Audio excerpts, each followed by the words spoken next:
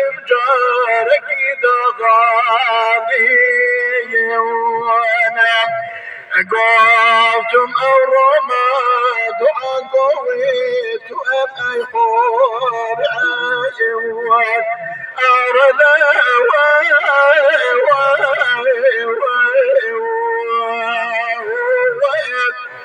عني وقال ويا معنعايا الكافرين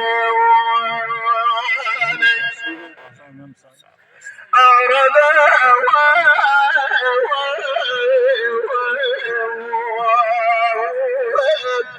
عني وقال ويا معنعايا الكافرين أي شميعاني تناظر عاجز وبركان يوم عاهد الجورة أبيني بكر من يوم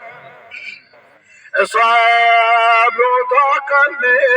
إن العلم عليني كسود رمان يوم قارب خيني براني بندم تزندم واجبا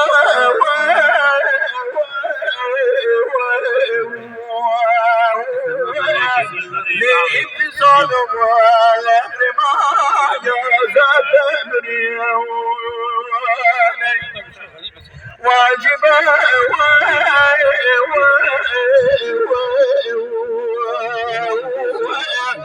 لإتصال والأمر ما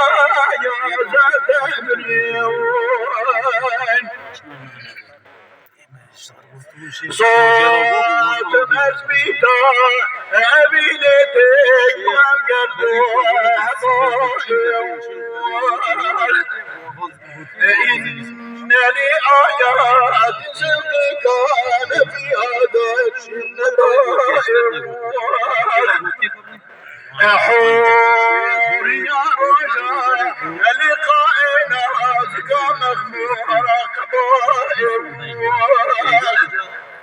حمد زهر الله تنجزر داعد الصبائح روضة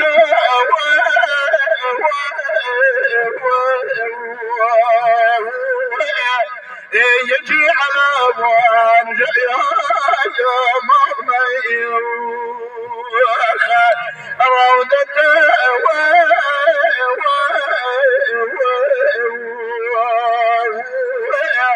يجي على وارجع يا مرمي من لسر بدري من المكتوب يا نقش سوائد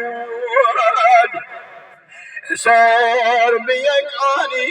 دنون خاطر حاني بصائد حاضري من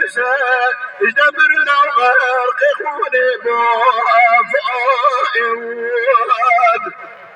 بردري باغي وصال شات بأوازدات هاجي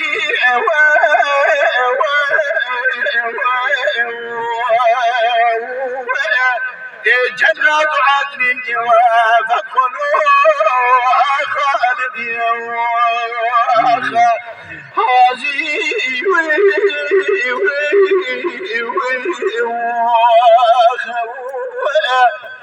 جنات عدن فادخلوها